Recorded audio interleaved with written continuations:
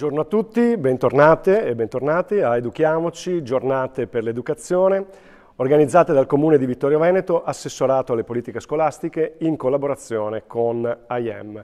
Ringraziamo come sempre i molti enti che hanno concesso il patrocinio a questa iniziativa e tutti i partner e media partner che la sostengono a vario titolo. Iniziativa che è giunta, come sapete, alla quarta edizione. Il titolo di quest'anno è Il cambiamento sei tu. Parliamo di educazione con molti importanti ospiti che ci aiutano appunto a esplorare questo tema del cambiamento.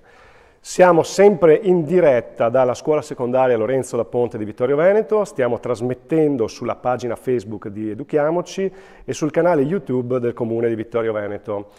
Salutiamo tutto il pubblico che è sempre più numeroso, in questi giorni ci sta seguendo da tutta Italia, siamo veramente molto fieri di questo e vi ringraziamo perché quando vi collegate ci segnalate anche le regioni e le città di provenienza e questo dà un respiro molto ampio alla nostra iniziativa e vi ringraziamo quindi per questa partecipazione, vi ringraziamo anche per il fatto di condividere le nostre dirette sui vostri canali social, veramente molte persone stanno rilanciando il festival.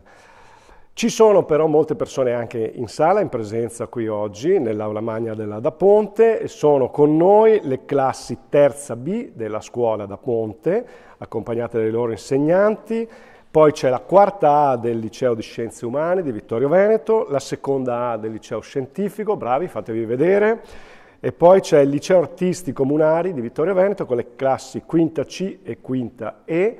Quindi ringraziamo le ragazze e i ragazzi che sono presenti, li invitiamo anche a farsi sentire.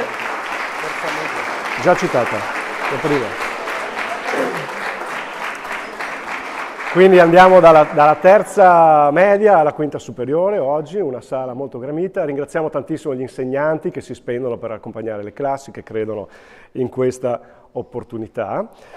E poi abbiamo anche qui presente con noi l'assessora Laura Ceccarini, assessora alla città solidale, inclusiva e alla famiglia del Comune di Vittorio Veneto, che invitiamo a raggiungerci per un saluto istituzionale. Grazie, assessora, di essere qui.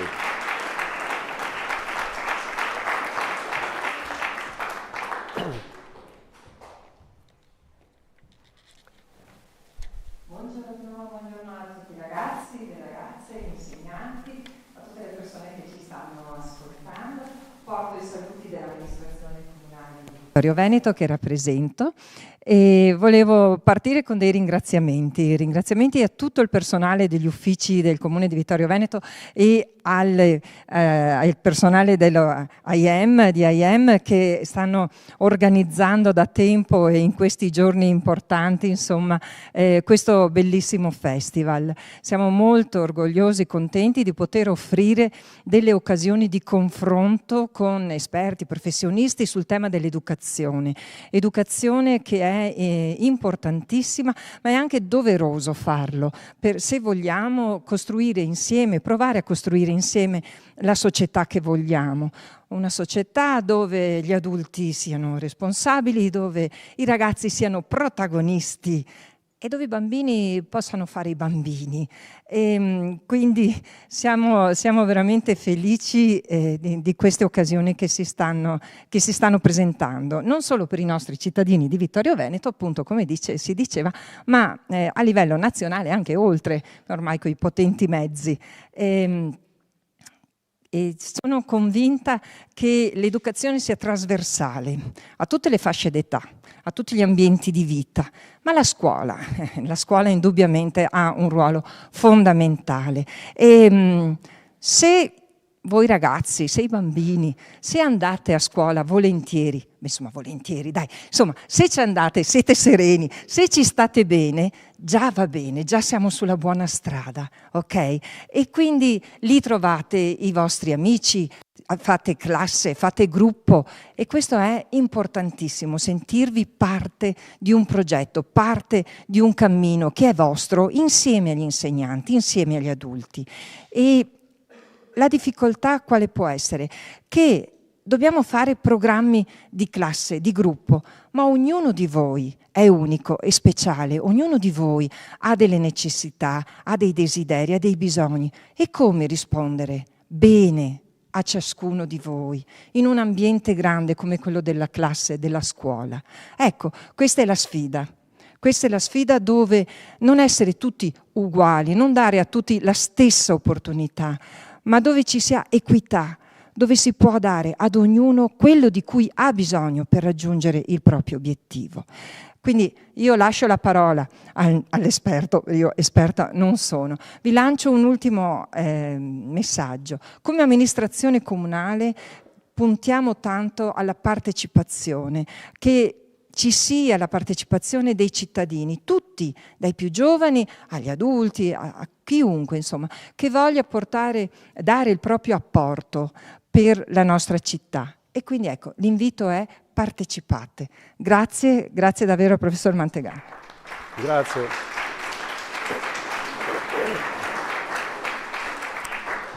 Grazie a lei, Assessora. Più tardi la coinvolgeremo nuovamente per una prima domanda al nostro relatore al termine della sua relazione. Presento l'incontro di oggi. L'incontro di oggi si intitola "Ho preso 3 sull'articolo 3, la Costituzione alla prova della quotidianità scolastica". Abbiamo con noi Raffaele Mantegazza, che ringraziamo vivamente per essere venuto fino a Vittorio Veneto e che accogliamo con un applauso. Grazie, professore, di essere qui. Ve lo presento naturalmente. Raffaele Mantegazza insegna scienze pedagogiche al Dipartimento di Medicina e Chirurgia dell'Università di Milano Bicocca, collabora con numerose scuole all'organizzazione di corsi di aggiornamento per insegnanti e realizza incontri con gli studenti. È autore di numerose opere, tra cui Narrare la fine, L'ultimo scodinzolio, Caro Bullo ti scrivo, e curatore, insieme a Isabella D'Isola, della Filosofia di Enzo Iannacci. Manuale di formazione teatrale per educatori. Imparare a resistere per una pedagogia della resistenza. Il professore ha piacere oggi di coinvolgere attivamente gli studenti presenti. Avete visto che c'è una sedia in più sul palco, ma non anticipiamo troppo. Prima di passare la parola al nostro ospite, ricordo a tutti che potete porre eventuali domande commentando la diretta nei profili social, oppure potete scrivere un messaggio su WhatsApp al numero che vedete in sovraimpressione 370 3186 802. Vi ricordo inoltre che c'è un sito dedicato a questo festival. Il sito è www.educhiamocivittorioveneto.it. Sul sito trovate il programma, potete recuperare anche i link per partecipare da remoto a tutti gli incontri e naturalmente potete consultare la Mediateca, dove sono conservati e disponibili gratuitamente tutti gli incontri di tutte le annate del nostro festival. Lascio quindi la parola a Raffaele Mantegazza e auguro a tutti buon incontro. Grazie, buongiorno a tutti voi, ragazzi e ragazze. Oggi abbiamo una sala che contiene ragazzi dalla terza media alla quinta superiore. È molto bello questo fatto, una volta tanto, di rompere un po' gli schemi, di rompere un po' questa rigidità delle classi, addirittura di far reincontrare medie e superiori, no? Perché la scuola è una, terza media, però sto parlando bene di voi, dovete stare zitti, Allora, la scuola è una, cari ragazzi di terza media. Voi guardate questi ragazzi più grandi e voi arriverete a questo punto. Guardate i ragazzi di quinta e saranno un po' il vostro faro, il vostro obiettivo, no? Qualunque scuola poi facciate, no? Non necessariamente quella qui rappresentata. Ed è molto bello mettere insieme studenti e studentesse appunto dai 13 ai 18-19 anni. Oggi facciamo un esperimento, perché io penso che molti di voi sono venute qui e si aspettano la classica situazione, no? Che sembra quasi inevitabile. L'esperto, già una parola che io odio, l'esperto che sa tante cose, che vi dice le cose, voi che ascoltate in silenzio, poi eventualmente fate delle domande e l'esperto risponde. Io non dico che questa cosa non vada bene, va benissimo. Però non è che per forza bisogna sempre fare così, perché questo modello dà l'idea che io so le cose, voi siete ignoranti, nel senso latino come volete, voi siete dei vasi vuoti, io travaso il mio sapere dentro di voi e poi voi eventualmente oppure se fossimo a scuola ci sarebbe anche la verifica, no? Ecco, in realtà soprattutto su questi temi, convivenza civile, cittadinanza, partecipazione, cultura civica, non è che io so così tante cose più di voi, dobbiamo confrontarci. Il sapere è qui, è qui in mezzo a noi. Naturalmente una persona come me, che è semplicemente più vecchia di voi, sicuramente ha avuto più esperienza, no? Però il sapere è qui, dobbiamo un pochino provare a tirarlo fuori. Perché questo titolo? Ho preso 3 sull'articolo 3, che non è un gioco di parole. Perché anche a scuola possiamo forse pensare, e lo dico anche ai colleghi presenti, a uscire da questo schema spiegazione, studio a casa, verifica, valutazione, voto. Voglio dire, non ha mica ordinato Mosè quando è sceso dal Sinai di fare sempre, sempre, sempre solo così. Spiegazione, studio a casa, verifica individuale, rigorosamente individuale, valutazione, voto, che diventa un imbuto che precipita verso il voto, perché poi quel numerino assorbe tutto. Io sto attento in classe per prendere 8, io studio a casa per prendere un bel voto. E allora dobbiamo, io ripeto, va bene anche questa cosa, no? Cioè ci sono alcuni momenti in cui questo modello funziona, però non può essere l'unico, si può provare a cambiare, si può provare a fare scuola soprattutto su questi temi, a partire da questi temi. Perché voi capite che alcune nozioni, no? L'insegnante ce le ha e ve le deve dare, no? E lì è chiaro, io faccio un esempio stupido, il teorema di Pitagora lo so, un bambino di prima media non lo sa e io glielo devo spiegare, sì, però mica tutto è teorema di Pitagora. Quando si parla di razzismo, di bullismo, di Costituzione, di convivenza, di democrazia, non è che arriva l'esperto chissà da dove, no? E si parla insieme. Allora l'esperimento che facciamo oggi è proprio questo, provare a vedere quanta cultura civica, che idea di cultura civica gira in quest'aula, in questa mattinata, questo pezzo di mattina che passeremo insieme, attraverso degli esperimenti. Il primo coinvolge tutti voi ed è il seguente. Vi chiedo di essere sinceri, perché un'altra cosa che noi adulti dobbiamo imparare a fare è smetterla di giudicare i ragazzi, smetterla di dare dei giudizi, ma ascoltare, poi dare dei pareri. Io non sono d'accordo con te, è diverso da tu sei sbagliato, io non farei quello che tu dici di voler fare e ti spiego il perché. Ma no, quindi veramente siate sinceri. Allora, situazione. I ragazzi di terza media forse sapranno che alle superiori ci sono i debiti, no? I debiti sono questo meccanismo per cui se tu arrivi a giugno e in una o più materie non hai la sufficienza, non vieni fermato, non vieni bocciato, ma hai quelli che ai nostri tempi si chiamano gli esami a settembre, no? A fine agosto vieni ascoltato da una commissione dei tuoi insegnanti per poter andare avanti. Quindi hai dei mesi estivi in cui devi studiare. Allora, immaginate di essere a maggio, ultima verifica di una materia nella quale avete 5,5. L'unica, è stato un anno buono, ma avete una bella pagella, però quella lì, porca miseria, quella verifica lì, quella materia lì rischia di essere l'unico debito. E dite, però c'è l'ultima verifica.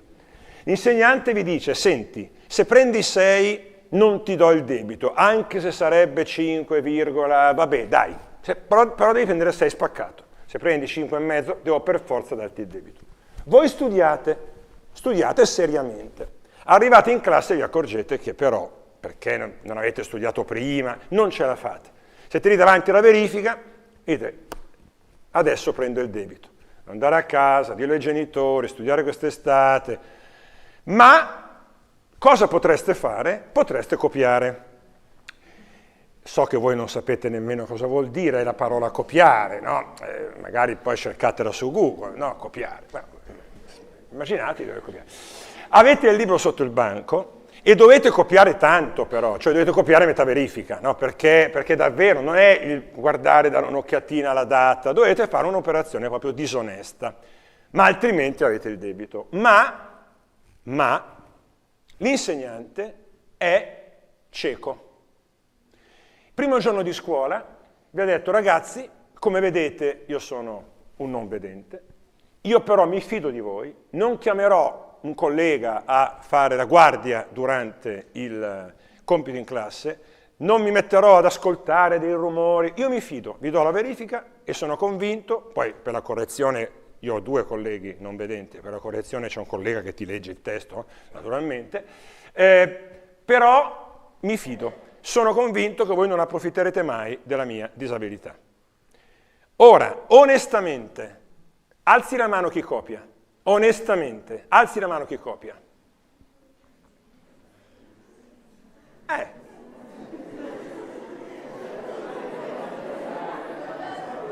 Ok. Un attimo solo, ragazzi. Non sento.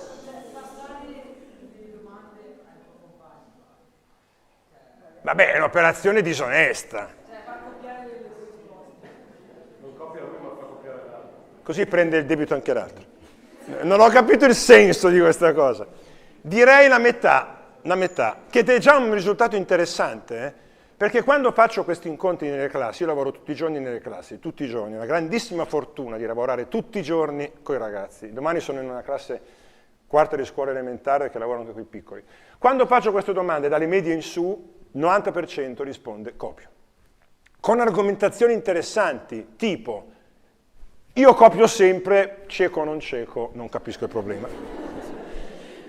Tipo io copio e se è cieco non doveva fare l'insegnante, è stato detto così, sei cieco, ma qualcos'altro. Io copio, poi però dopo la quinta, dopo la maturità, vado e gli chiedo scusa. Dopo la maturità, quando è disarmato. Oppure una volta una ragazza, non mi ricordo, mi ha detto io copio, però se poi lui ha bisogno per attraversare la strada, io lo aiuto, perché io non ce l'ho col cieco, ce l'ho col professore. Colleghi insegnanti, non suicidatevi questo pomeriggio dopo aver sentito queste cose. Però è interessante. Allora, c'è qualcosa che si è rotto tra noi e i ragazzi. Io ho 2 figli, il ragazzo compie 18 anni oggi, niente maggiorenne oggi. Sì, infatti stasera festeggeremo e fa la quinta liceo, la ragazza fa, quinta liceo scientifico, la ragazza fa la terza liceo scienze umane. E io ho avuto la sciagurata idea, 2 anni fa, di chiederlo anche a loro, a tavola. Mia figlia, più piccola, mi ha guardato e mi fa: senti papà, ma tu vai in giro a fare ste domande? Ma è ovvio che copio. E ho detto, vabbè, mi fa piacere che sei sincera con tuo padre, però fa riflettere, no? Fa riflettere. D'altro canto uno potrebbe anche dire, cavoli, ma che cos'è il debito? Il debito è come l'allenatore che ti dice, guarda, c'è la partita fra 3 settimane, tu non sei ancora pronto e quindi non ti convocherò, ma se ti fermi ogni allenamento un'ora in più a fare esercizi, allora ti convocherò. Questo è un allenatore che uno ama, no? Perché dice, vabbè, mi chiedo uno sforzo, ma investe su di me, crede in me. Il debito è una cosa diversa. Perché? Perché si chiama debito, che è una parola orrenda, e poi perché d'estate si studia, i genitori si arrabbiano. Però, ecco, c'è qualche cosa che non funziona. C'è qualche cosa, capite che non è un giudizio su chi ha alzato la mano, l'ho detto prima, assolutamente. Io faccio fatica perché io, ve lo giuro, sui miei figli non ho mai copiato. Ho fatto copiare, e quindi rispetto a quello che diceva Francesco, giusto? Ho fatto copiare, però non ho mai copiato. Però capisco perfettamente che venga la tentazione. E poi la coscienza, un ragazzo di terza media mi ha detto, guardi, io sì copio, ma dopo mezz'ora glielo dico perché starei troppo male. Al momento copio, ma poi sono sicuro che non ce la farei, col rimorso di coscienza. Così, questo era per iniziare. Ora io ho dato a 6 vostri compagni 6 bigliettini con storie vere, tutte storie vere che io ho visto entrando nelle scuole. Ho chiesto, prima che arrivassero le ultime classi, di lavorarci un po' e adesso riflettiamoci insieme. Quindi i ragazzi e le ragazze che hanno ricevuto i bigliettini verranno qua, leggeranno le storie e ci diranno, naturalmente la riflessione è stata di 5 minuti, non è che hanno potuto fare un lavoro approfondito, ci diranno cosa pensano di tutto ciò. Partiamo dalla numero 1, sono numerate anche le vostre, vero? Numero 1, storia numero 1, non fate finta che non ci sia perché eccola qui. Allora, vieni cara, un applauso. Ti chiami? Angelica. Angelica, leggici la storia e raccontaci che cosa avete pensato. In un liceo scientifico il preside ha emanato una circolare che vieta ai ragazzi maschi di portare orecchini o di mettere lo smalto sulle unghie e alle femmine di tenere l'ombelico scoperto. Le classi del triennio vogliono disobbedire a questa norma, mentre i genitori sono sostanzialmente d'accordo con il dirigente scolastico. Il preside affronta i ragazzi in assemblea e dice chiaramente che se la circolare non verrà rispettata comincerà col vietare tutte le gite e poi prenderà altri provvedimenti punitivi. Ecco, ti faccio notare che mentre tu leggevi Tommy si è spogliato. Per dare più credibilità, fermati così però, cioè, evitiamo. No, sto scherzando, però si è tolta la felpa, così vediamo veramente. Allora, che cosa avete pensato? Allora, innanzitutto abbiamo fatto una distinzione tra quello che è tra il portare gli orecchini e mettere lo smalto e tenere l'ombelico scoperto. Allora, possiamo convenire che la scuola sia un ambiente educativo, quindi richieda un certo tipo di abbigliamento. Ecco, quindi non si possa andare in maniera scoperta e questo deve valere sia ovviamente per uomini e donne, sia per i maschi che per le femmine. Qua è specificato solo alle femmine di tenere l'ombelico scoperto, quando dovrebbe essere valido per entrambi. Per quanto riguarda le unghie e lo smalto è sostanzialmente lo stesso discorso, è vietato soltanto ai ragazzi, non alle ragazze. E perché succede questa cosa?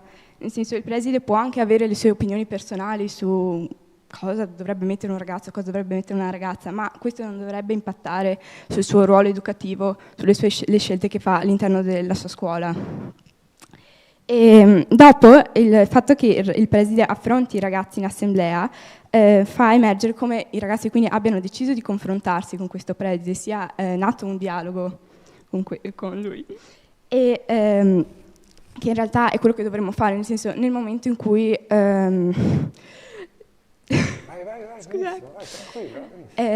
ci troviamo davanti a una norma su cui noi non siamo d'accordo, e dobbiamo protestare, dobbiamo metterci contro e va bene farlo in maniera diplomatica, dialogando. Ma nel momento in cui la risposta da parte del preside è un ricatto, è un vietare le gite e prendere altri provvedimenti, viene meno anche il suo ruolo educativo. Grazie. Bravissima Angelica, bravissima. Bravissimi, grazie ragazzi e ragazze. Beh, comincio col dire che è interessantissima la distinzione che questi giovani hanno fatto tra l'ombelico scoperto da un lato, che è una cosa diversa dallo smalto per le unghie e dall'orecchino per il maschio. C'è è difficile definirlo, ma c'è qualcosa di diverso. E poi naturalmente il ragionamento che hanno fatto sul genere, no? Perché vieti di tenere l'ombelico scoperto soltanto alle ragazze? Perché le ragazze possono mettersi lo smalto sulle unghie e i ragazzi no? Dietro ci sono delle tue idee, ma le tue idee non puoi imporle anche se sei dirigente. Molto interessante. Allora, primo tema di cui parliamo è questo in questo caso del dress code, del codice di abbigliamento, no? Ma in realtà vale in generale per come ci si comporta dentro un'istituzione. La scuola è un'istituzione, la scuola non è un servizio.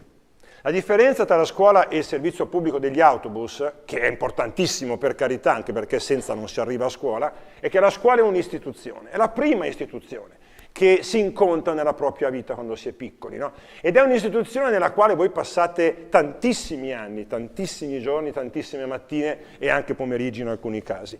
E la scuola ha dei linguaggi, ha dei codici.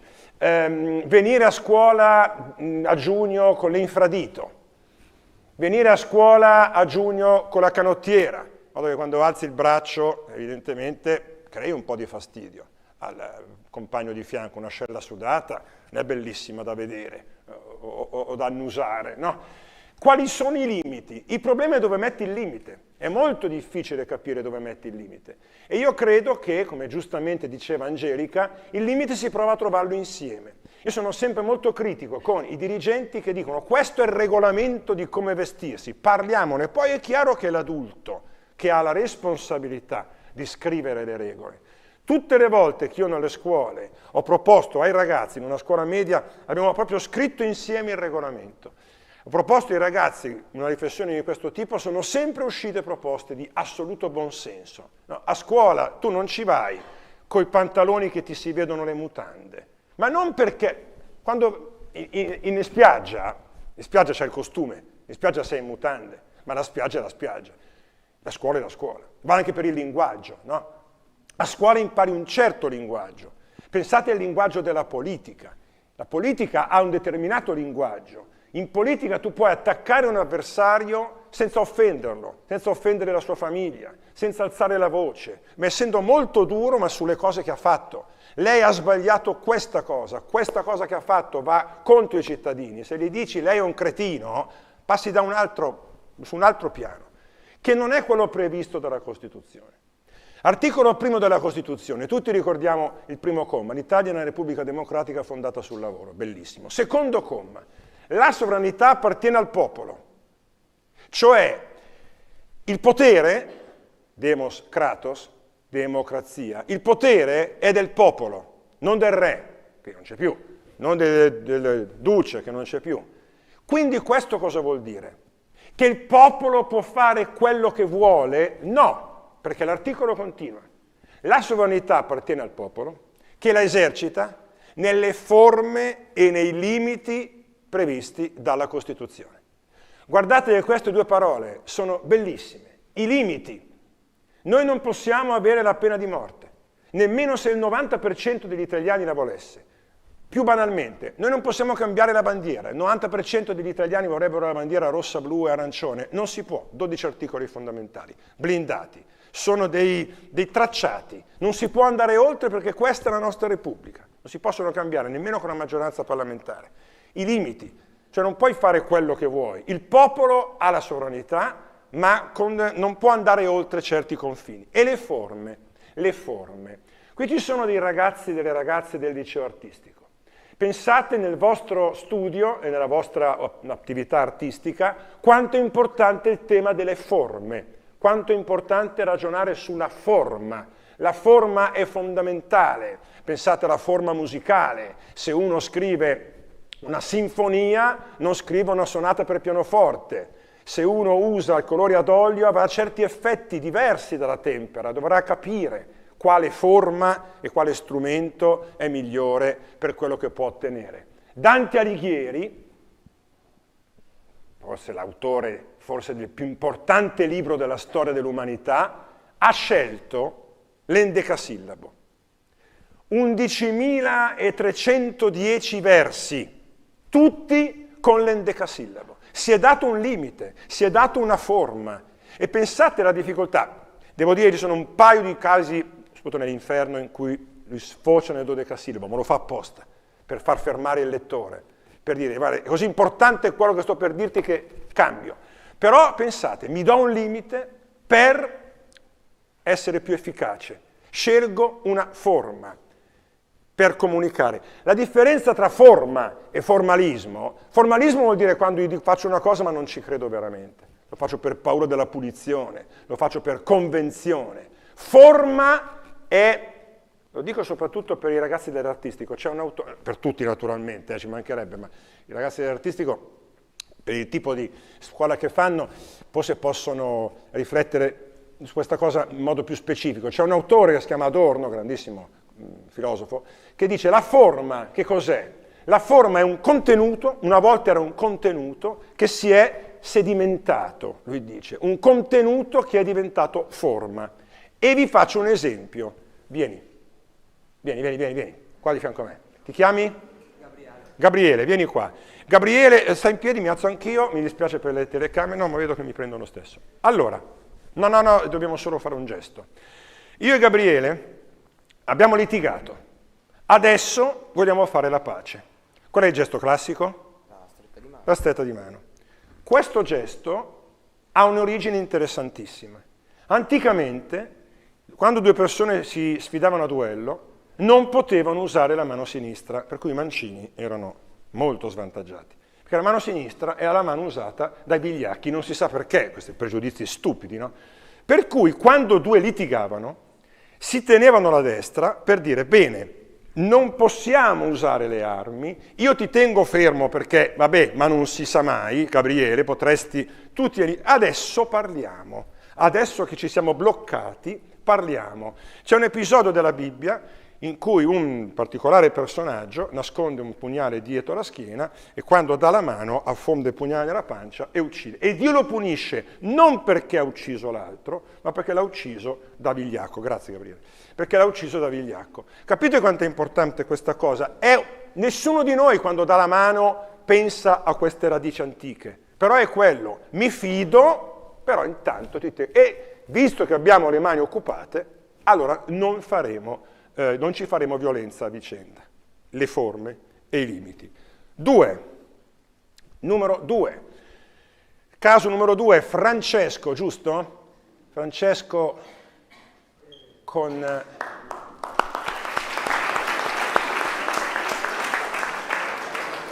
Bella felpa, molto elegante e...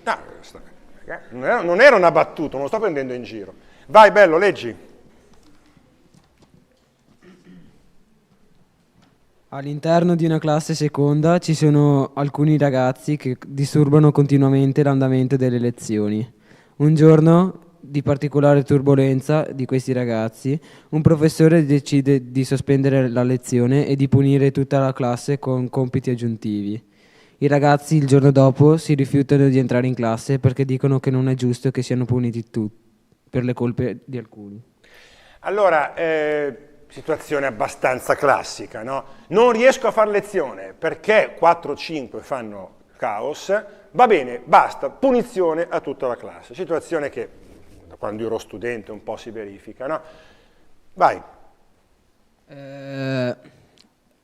Io e il mio gruppo abbiamo discusso su questa situazione e abbiamo pensato che la punizione sia giusta, in quanto in classe siamo un gruppo e si soffre insieme e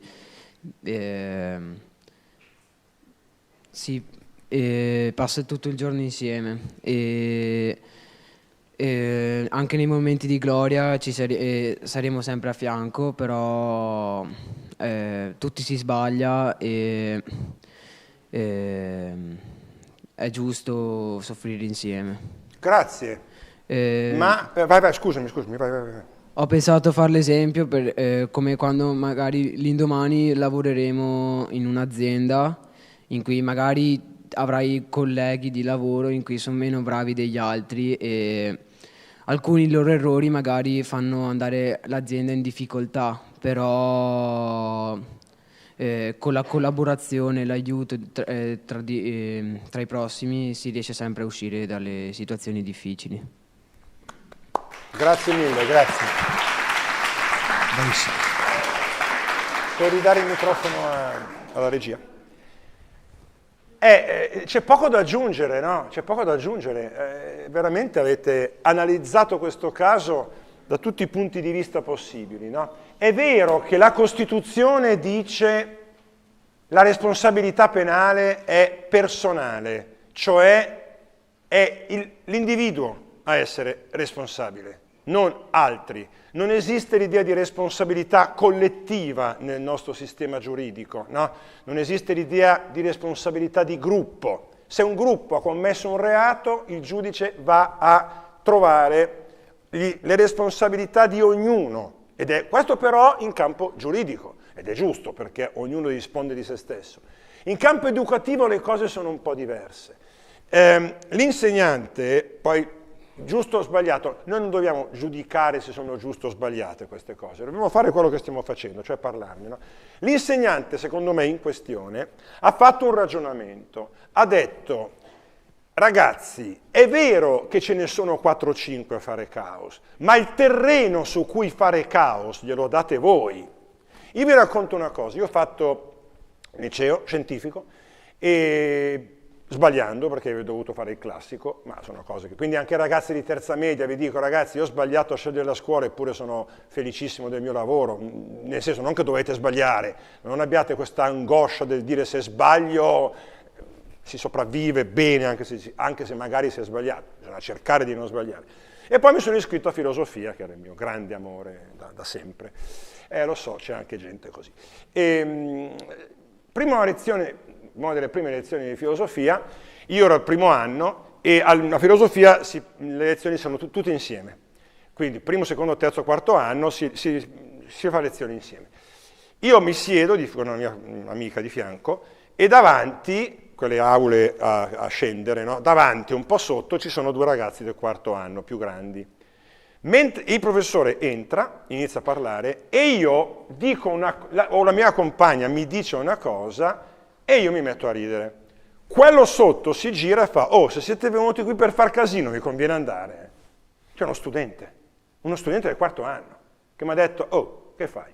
E io ho pensato: beh, scusa, hai ragione, grazie. No? Non me l'ha detto il professore, che manco ha sentito. No? No, qui siamo all'università, siamo mica all'asilo, volete parlare? Uscite, io sono qua per studiare.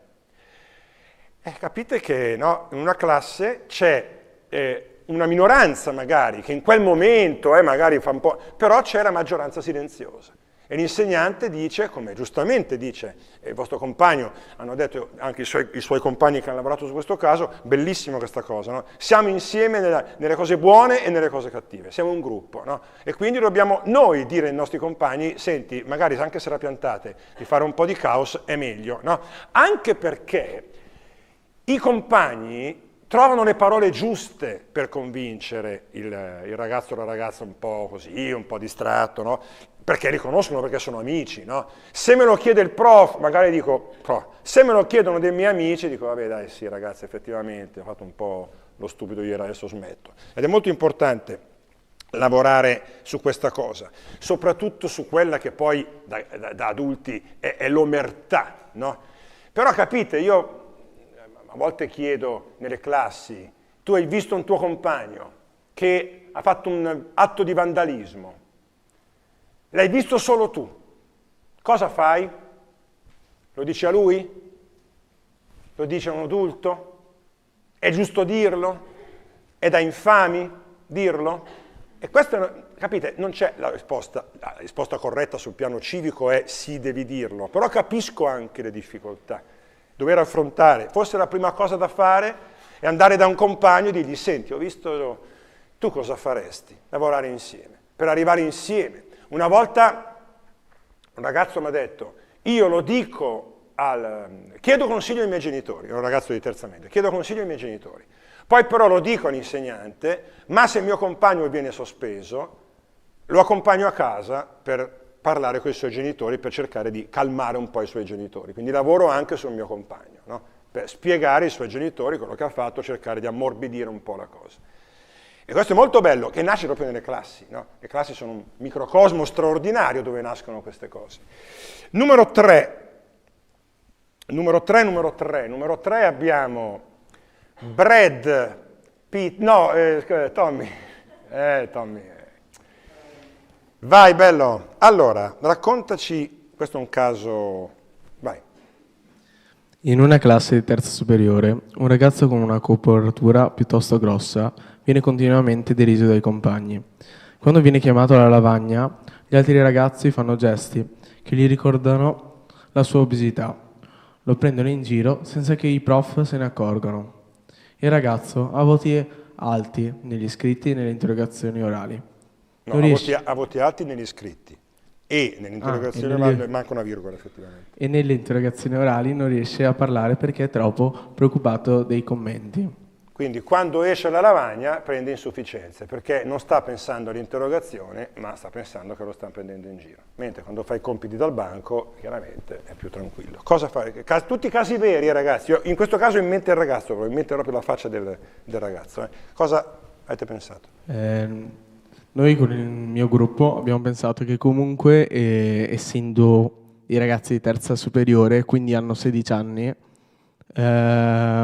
dovrebbe avere la maturità di pensare a come si dovrebbe sentire il ragazzo in questa situazione, perché non si stanno mettendo nei suoi panni, perché già il ragazzo molto probabilmente avrà problemi suoi personali e questo va a peggiorare la sua situazione. E se voi foste degli insegnanti, continuereste a interrogarlo alla lavagna? Come risolvereste il problema delle interrogazioni? Perché se lui va alla lavagna, allora è chiaro che direste ai compagni: non prendetelo in giro, però ci vuole un po' prima che la classe capisca questa cosa, no? Tu lo interrogheresti alla lavagna o troveresti un'altra soluzione? Ovviamente non lo interrogherei alla lavagna perché questo andrebbe solo a peggiorare con la sua situazione e andrei a farlo più verifiche scritte. Perché comunque valutando, cioè se il ragazzo negli scritti è bravo vuol dire che è un ragazzo che si applica, che è intelligente e tutto. Il suo problema è i commenti dei suoi compagni che invece di aiutarlo vanno a peggiorare la sua situazione. Secondo me io da futuro professore farei più scritto. Grazie, grazie ragazzi, grazie anche ai tuoi compagni.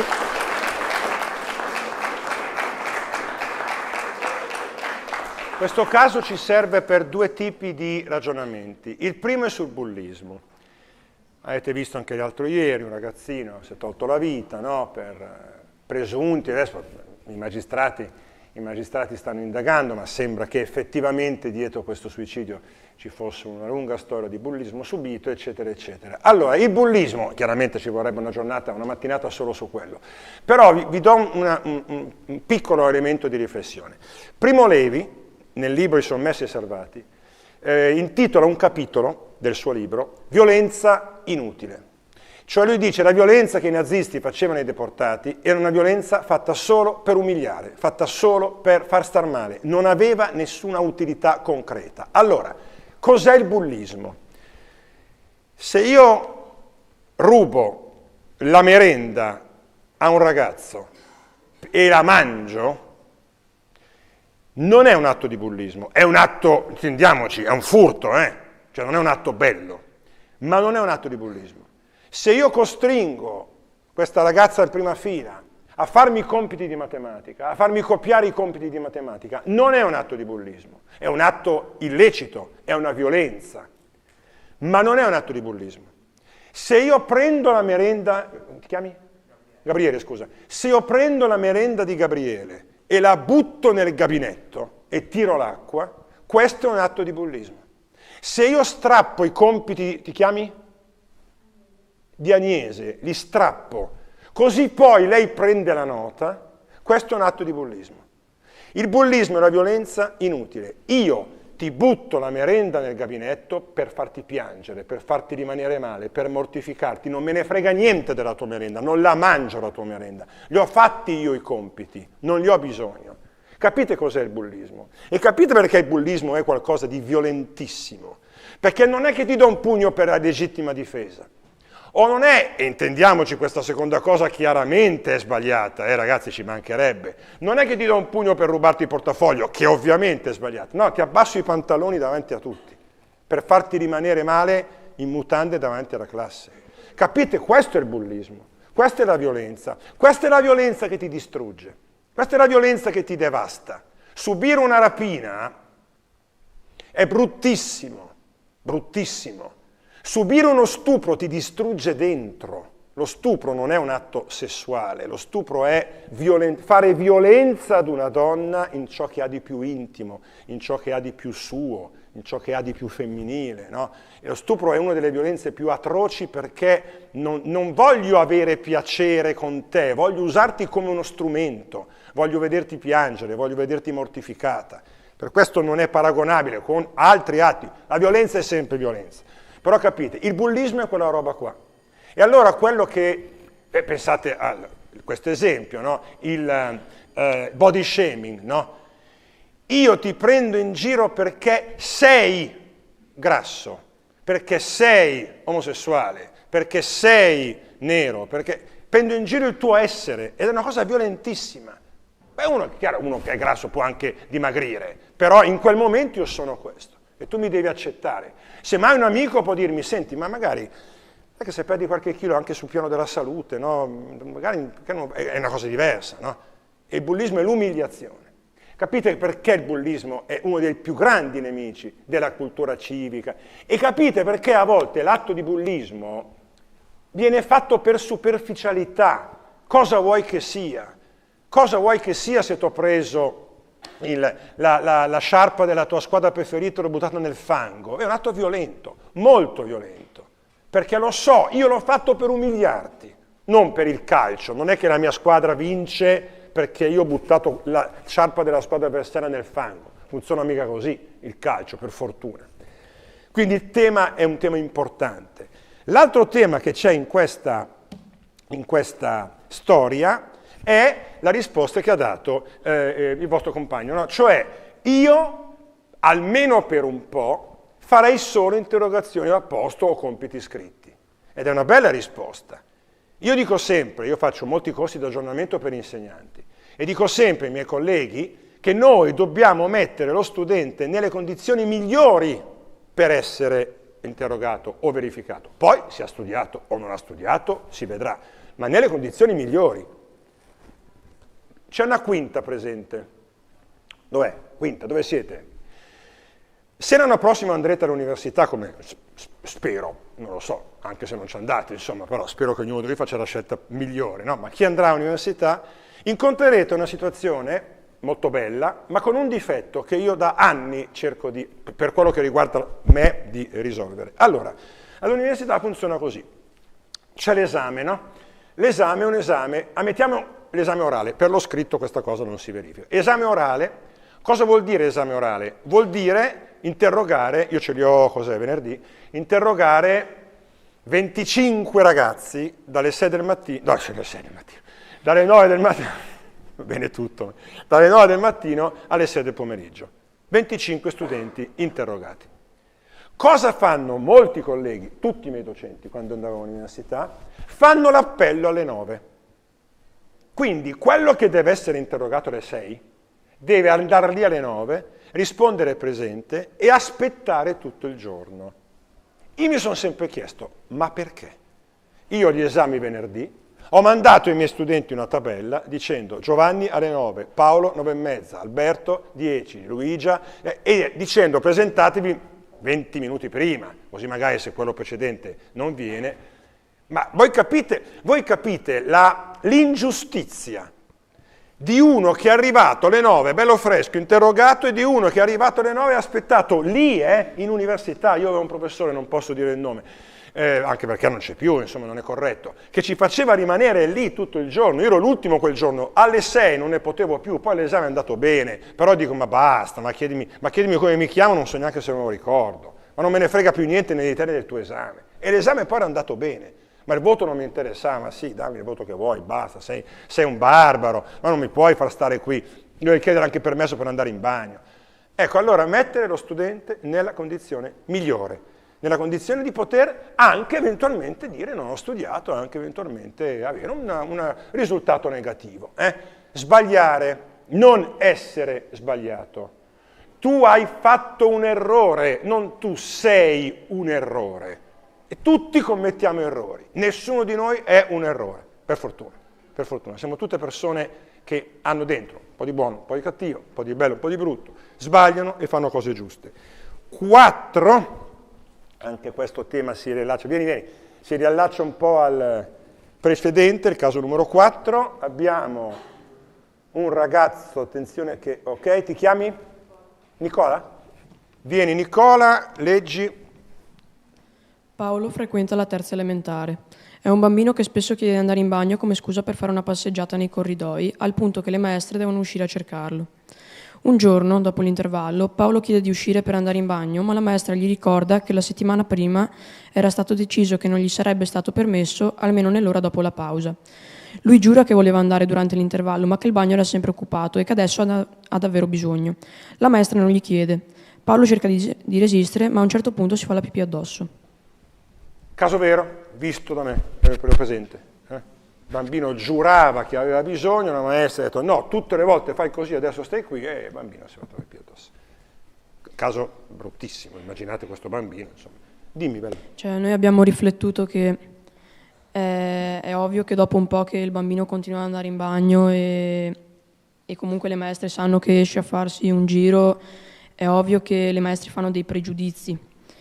Ma perché piuttosto le maestre non si chiedono perché il bambino continua ad andare in bagno per farsi un giro, cioè magari non si trova bene in classe. Piuttosto la maestra, quando ne ha davvero bisogno, secondo questo pregiudizio, non lo fa andare in bagno e deve comunque riflettere che è un bambino di terza elementare. quindi se ti dice che magari ne ha davvero bisogno, deve davvero andare in bagno. Grazie, grazie, grazie, grazie.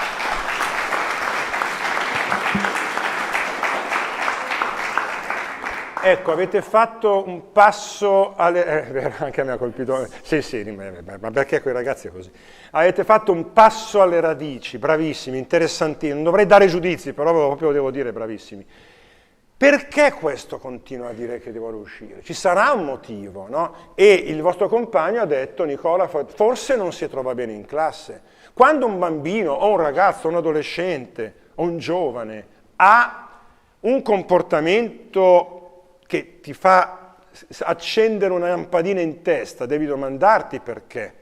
E probabilmente è questo che è mancato. Si è pensato di risolvere la questione con la regola, ma le regole sono fondamentali. Però attenzione, quando le regole vanno contro l'individuo, quando le regole sono sopra l'individuo, lo schiacciano, è un problema. E poi, rischio di più, se lui anche stavolta esce e mi imbroglia, o si fa la pipì, o se si fa la pipì addosso, e io non ho dubbi, lo mando, poi esco e poi lo sgrido, e poi dico, allora anche stavolta, però non mandare un bambino di 8 anni a fare la pipì è una cosa grave, perché il rischio è troppo alto, e il rischio è quello che poi è successo. Quindi le regole sono fondamentali, ma vanno sempre ridiscusse insieme, e poi devono avere un margine, piccolo margine, o ampio, no? Un margine rispetto all'applicabilità alle singole persone. Noi abbiamo in Italia alcune leggi belle da questo punto di vista, no? Tutto il tema dei piani educativi personalizzati, dei mezzi compensativi e dispensativi, non dicono questo studente non deve studiare, dicono questo studente ha una sua situazione per la quale noi non gli facilitiamo lo studio, gli rendiamo lo studio esattamente come tutti gli altri, no? Se una persona ha dei problemi di lettura, io lo metto sul livello degli altri attraverso dei mezzi dispensativi. Adesso stanno sempre più aggiornandosi, adesso ci sono anche mezzi informatici, no? Non è un dire sei diverso, tutti siamo diversi, ma la scuola in una democrazia fa in modo che le diversità non siano degli ostacoli, ma semmai delle risorse. Ripeto, in Italia, perché poi in Italia sempre bisogna parlare mai di tutto, non è vero, abbiamo delle ottime leggi, abbiamo una delle leggi sulla inclusione dei bambini e ragazzi con disabilità, una delle leggi più avanzate d'Europa, tra l'altro una delle prime, l'Italia è stato uno dei primi paesi a introdurre una legge di questo tipo, e ha introdotto l'insegnante di sostegno, dicendo che l'insegnante di sostegno è di sostegno alla classe, non al ragazzo, perché l'insegnante di sostegno deve lavorare in modo che la persona, il bambino, il ragazzo con disabilità diventi una risorsa. E questo è un pensiero, una legge del 75, stiamo parlando, è un pensiero molto avanti, no? Non un problema. Questo ragazzo non è un problema, nessun essere umano è un problema, le persone sono risorse. E quindi una regola che in qualche modo vada incontro alle persone. E due questioni, anzi una questione importante, la questione dell'andare in bagno. Qui ci sono dei ragazzi ci sarà un certo numero di ragazzi maggiorenni, ragazzi e ragazze maggiorenni, o che stanno per diventarlo, mio figlio, no? Ora, colleghi insegnanti, non picchiatemi all'uscita, però questi giovani possono fare la patente, possono votare, possono candidarsi alle elezioni, almeno amministrative. Se dovessero commettere un reato sarebbero giudicati da un tribunale degli adulti, ma a scuola per andare a fare la pipì devono alzare la mano e chiedere il permesso. Io questa la trovo una cosa talmente assurda che non ha spiegazioni. È totalmente illogica. Università, io insegno anche a Torino le matricole, quindi ragazzi, li vedo venerdì per la prima volta, mercoledì per la prima volta, ragazzi che fino a 3 mesi prima erano alle superiori. Qualche anno fa io entro, prima lezione, saluto i ragazzi, presento il corso, inizio la lezione, a un certo punto uno alza la mano, mi dica, prof, posso andare in bagno? Allora dico, allora ragazzi, qui siamo all'università, non si chiede il permesso di andare in bagno, ci si alza stando attenti a non disturbare, si esce, e non è che io vi vengo a cercare dopo 10 minuti, non c'è neanche l'obbligo di frequenza, no, a Torino c'era, stai fuori, non rientri e perdi un pezzo di lezione, no? È una tua scelta. E perché invece a questi ragazzi sì? C'è una scuola di mia figlia, è uscita una circolare, anche i ragazzi maggiorenni, quando escono prima, devono avere il papà e la mamma che li aspetta.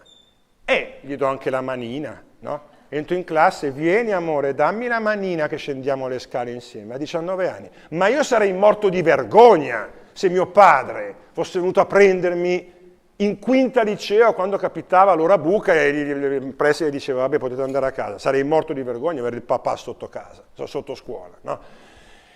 Ecco, dobbiamo ragionare. Io dico sempre agli insegnanti, se tu i ragazzi li tratti da bambini, fanno i bambini, se li tratti da grandi, fanno i grandi.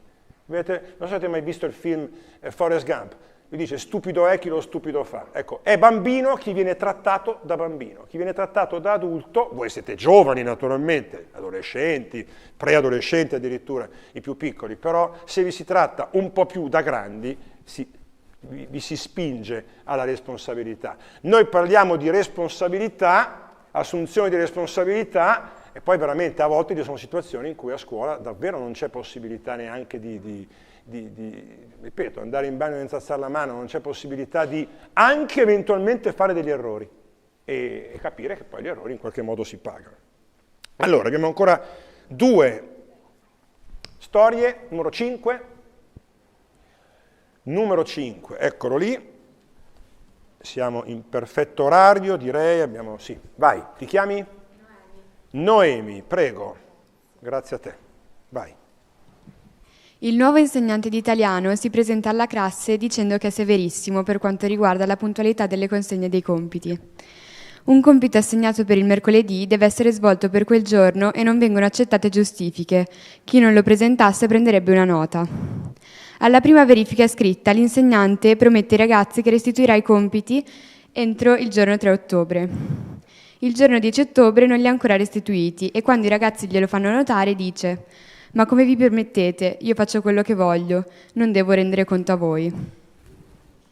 Allora, io e alcuni dei miei compagni abbiamo discusso su questa situazione e secondo noi l'atteggiamento dell'insegnante è completamente sbagliato, sì per il fatto che non mantiene la promessa data ai ragazzi, soprattutto nel momento in cui lui è molto severo per quanto riguarda le consegne, ma soprattutto per la risposta arrogante che dà ai suoi alunni, soprattutto nel momento in cui dice io faccio quello che voglio.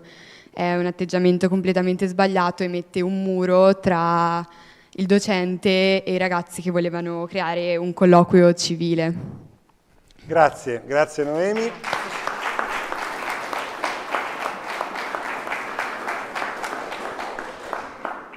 Un mio amico assessore, una volta, tanti anni fa, mi disse ricordati che chi comanda è il primo ad arrivare e l'ultimo ad andare via. Bellissima questa cosa.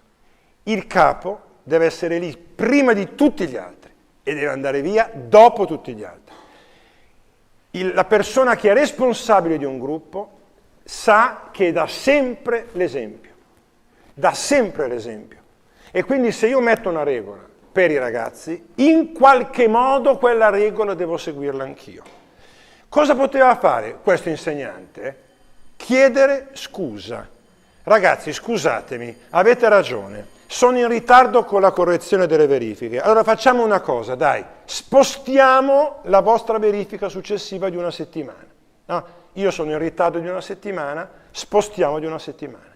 Perché l'insegnante non è che può... Io faccio sempre l'esempio, io arrivo a casa, devo correggere le verifiche per domani, mi metto lì, bello concentrato, a un certo punto succede qualcosa, devo andare in ospedale per accompagnare una persona che si è fatta male, sto al pronto soccorso tutto il giorno, non le correggo le verifiche. Può succedere. Primo, chiedi scusa. Secondo, quando un ragazzo ti dice prof non ho fatto i compiti, non cominci subito nota, punizioni, perché? Mio padre è stato male. Vabbè, dai, ok, adesso prossimo. Cioè, capisci che le regole ci sono, ma tu devi essere d'esempio. Sei tu il primo, non dico a non sbagliare mai, ma a scusarti quando sbagli. Poi, ci sono i piccoli trucchetti del mestiere, no? Quando facevo verifiche scritte all'università, dicevo ai ragazzi, facevo un conto, no? Guardavo la mia agenda, dicevo, secondo me entro il 10 aprile le correggo. Ai ragazzi dicevo il 12, così mi tenevo un paio di giorni di cuscinetto. Poi li pubblicavo i voti il 10 e loro erano tutti contenti perché avevo anticipato i 2 giorni. Ma è una questione di rispetto, no? È una questione di rispetto della persona che hai davanti, che sia studente, che sia collega, che sia preside. Quando ti prendi un impegno, cerchi di portarlo fino in fondo, se ci riesci, e se non ci riesci, chiedi scusa e cerchi di non farlo più. Questa è una cosa fondamentale, perché voi studenti e studentesse, che se ne dica, guardate tanto noi docenti. E vi faccio un esempio. Io molti anni fa insegnavo ancora in una scienza della formazione e avevo queste aule di 300 studenti, quindi aule molto... io mi trovavo molto bene, erano ragazzi sempre molto attenti, no? C'era un bel dialogo, per cui ero abbastanza contento, anzi ero contento.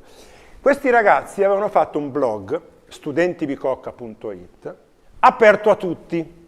E quindi noi professori chiaramente andavamo a vedere che cosa dicono di noi questi, no? Poi si sono accorti che era meglio farlo soltanto per loro, perché non tutti i colleghi avevano delle valutazioni positive.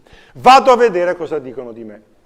E mi sono accorto, allora, vi devo fare una premessa, io ho una particolare passione per le cravatte, a me piacciono le cravatte, ne ho un bel po', e cambiarle ogni giorno. Avevano fatto il Toto Cravatta, un concorso a premi di che colore ha la cravatta domani, professor Mantegazza. Allora io ho messo una cravatta che mi avevano regalato a Carnevale con su, che ne so, Linus, Paperino, non mi ricordo, ridicola. Sono entrato in aula e ho detto, allora ragazzi, c'è qualcuno che ha vinto? Ed è stato molto bello iniziare la lezione così, no? E sono messi a ridere. Però ho pensato, ma te guarda, cioè quello in fondo che mi guarda la cravatta, vuol dire che mi guardano, vuol dire che non sono una presenza così indifferente, no? Hanno colto questo particolare e l'hanno colto bene perché effettivamente a me piace cambiare le cravatte, hanno colto subito questo e se hanno colto questo ascolteranno quello che dico. I colleghi presenti sanno benissimo che se cambiamo pettinatura, io ormai non posso più cambiare pettinatura per totale mancanza di materia prima, ma insomma per chi ancora qualche... scusa, non volevo infierire, però abbiamo la barba.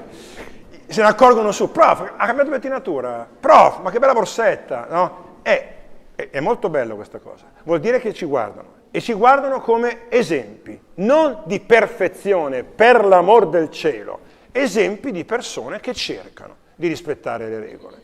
Ultimo bigliettino, numero 6, siamo da quella parte lì, abbiamo Maram. Vieni carissima, accomodati e vediamo quest'ultimo. Ah, scusi il microfono, giusto, vai. Allora, dopo una verifica di matematica, l'insegnante ha deciso di mettere un'insufficienza a tutta la classe perché sostiene che tutti hanno copiato. In realtà l'accusa non è vera, ma è vero che per tutto l'anno la classe ha copiato le verifiche senza essere mai scoperta. Solo in questo caso non c'è stata copiatura. Ecco, quindi... questi hanno sempre copiato e lui non se ne è mai accorto.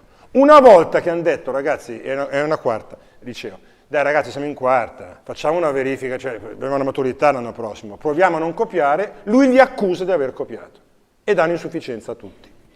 L'insegnante assegna una dura punizione alla classe. Cosa devono fare i ragazzi? Accettare la punizione che vale per le volte nelle quali non sono stati scoperti o protestare perché questa volta non hanno copiato? Quindi i ragazzi devono dire, vabbè dai, adesso con quale faccia andiamo dal preside a protestare? La prendiamo come una punizione per tutte le altre volte? Oppure devono dire, no, lui ci punisce per questo compito, io metto la macchina in divieto di sosta, oppure no, se non è in divieto di sosta la multa non la pago. Se l'ho messa in divieto di sosta ieri, fatti del vigile. Cosa avete pensato? Noi abbiamo pensato che il compito della prof è quello di controllare che nessuno copi durante le verifiche, però se nessuno lo fa non è giusto punirli. Però noi ci sentiremo in colpa e quindi accetteremo la punizione delle volte precedenti. Ok, quindi non andate dal preside a dire guardi che questo insegnante ha commesso un'ingiustizia. Ma perché nelle volte precedenti avevamo già copiato, quindi non avrebbe senso. Ok, grazie. Grazie.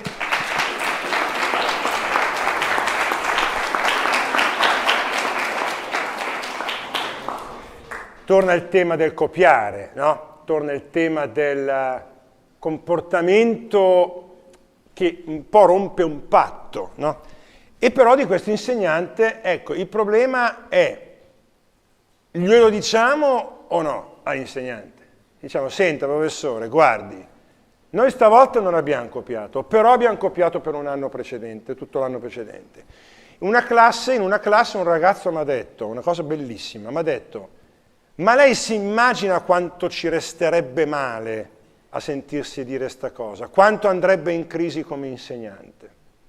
Ed è una bella frase, no? Che si prende cura dell'insegnante, però le chiediamo scusa, da adesso non copiamo più, no? Però anche io rimarrei male, come mi dicevo, ho sempre copiato, e cavoli, non sono stato capace di...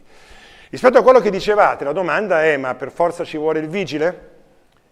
Si può provare ad organizzarsi in modo da non copiare? Non avere bisogno di copiare? Anche questo fa parte del tema della cultura civica, no? Allora, siccome sono le 11:12, io volevo lasciare spazio per vostre domande, vostri interventi. Avete visto però, dico solo due cose, avete visto come la cultura civica, la partecipazione, la democrazia è veramente nelle classi, e le risposte che avete dato voi sono interessantissime e sono una fonte enorme su cui lavorare, una grande fonte, perché avete dato risposte molto profonde che ognuna delle vostre risposte avrebbe un articolo della Costituzione a cui agganciarsi, per capire come questo vostro ragionamento vale anche per gli adulti, vale per chi fa politica, vale per tutti i cittadini e le cittadine di questo Paese che abbiano 13 anni, 20, 60, no? Per tutte le persone che si riconoscono nella Costituzione. Ecco, adesso cosa facciamo? Diamo un voto ai ragazzi che sono venuti qui? Ecco, anche no. Hanno imparato? È stata una mattina di apprendimento? Io penso di sì, io ho imparato tantissimo, quindi egoisticamente ho imparato tantissimo. È per forza sempre necessario verificarlo e valutarlo? A volte sì, a volte no. Su alcune cose sì, su alcune cose in parte, su alcune cose no. Però io credo che una cosa importante di stamattina è che ci siamo anche un po' divertiti e che abbiamo anche parlato un po' di noi. Abbiamo calato questi temi importanti, altissimi, profondissimi, nella nostra realtà quotidiana, nella realtà quotidiana di adulti e ragazzi che vivono dentro la scuola. E nella scuola c'è tutto. Nella scuola c'è l'amore, nella scuola c'è l'odio, nella scuola c'è la speranza, nella scuola c'è chi cerca di imbrogliare, c'è la persona che è sempre onesta. Ed è per questo che la scuola è il posto in cui passano tutti. Un mio amico preside dice: ci sono due posti in cui passano tutti, la scuola e il cimitero, però il cimitero è troppo tardi e quindi dobbiamo investire sulla scuola. Non è male come idea, no? Scuola è un posto dove passano tutti, per fortuna. E penso che questo sia uno degli elementi più importanti di cui abbiamo discusso oggi. Io adesso chiudo gli occhi, decidete voi se copiare o no, però riflettiamo su cosa vuol dire fare un patto con una persona e eventualmente anche decidere di romperlo e assumersene le responsabilità, anche a livello di sensi di colpa e di coscienza. Grazie ragazzi. Grazie.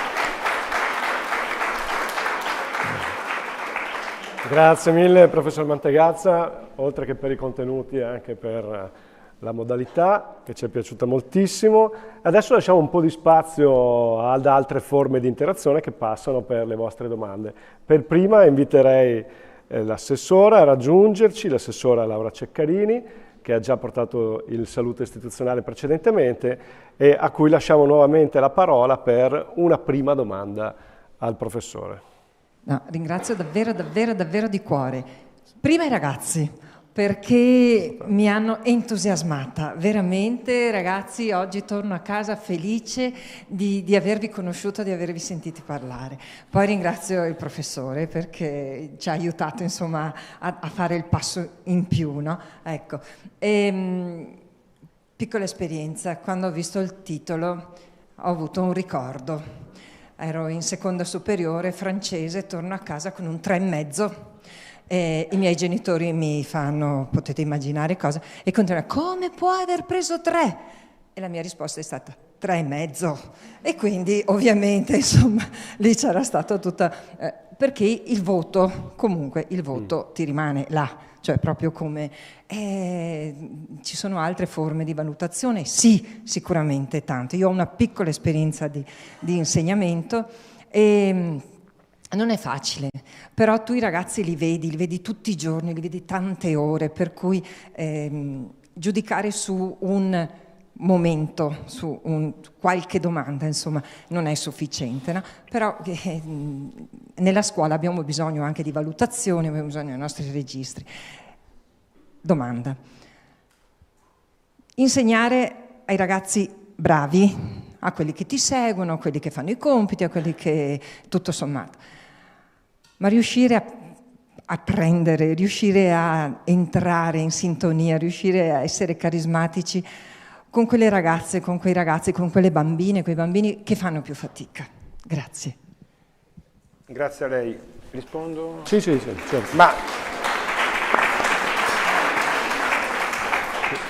Ma allora, io alle medie avevo un professore di disegno che aveva fatto con noi questo discorso. Lui aveva detto, io devo mettere i voti. Allora c'erano buono, ottimo, c'erano 5 voti, eccellente, ottimo, buono, insufficiente, gravemente insufficiente. Insomma, non erano voti, ma sostanzialmente 8, 7, 6, 5, 4, tradotti in parole. Lui ci ha detto, io devo mettere questi voti, perché io sono un dipendente del Ministero, il Ministero chiede queste cose e io devo rispettare la legge. Però la mia valutazione dei vostri disegni è un'altra cosa. Lui ci dava il disegno col voto e sotto per ogni ragazzo scriveva una poesia, una frase strana, particolare, una frase di canzone e diceva questa è la mia valutazione del tuo disegno. Quando ci dava il disegno tutti correvano a leggere la frase e poi ma c'è anche sì, discreto. E questo è un genio. Questo è un si chiamava Vincenzo Bellipani, voglio nominarlo perché chiaramente immaginate che quando entrava lui nella nostra classe c'era il classico professore che poteva chiederci qualunque cosa, perché lui diceva va bene, c'è questa valutazione ma io la uso, no? Però soprattutto su un disegno c'è l'emozione, non era disegno tecnico, era disegno espressivo, c'è l'emozione che mi avete dato e ve la restituisco tramite la fase di poesia, una canzone eccetera. Che non vuol dire escludere il voto, vuol dire includere il voto come pezzettino importante, che ha la sua importanza, dentro però un ambito più ampio, che è la valutazione, che è la restituzione al ragazzo. E qui faccio alcuni esempi.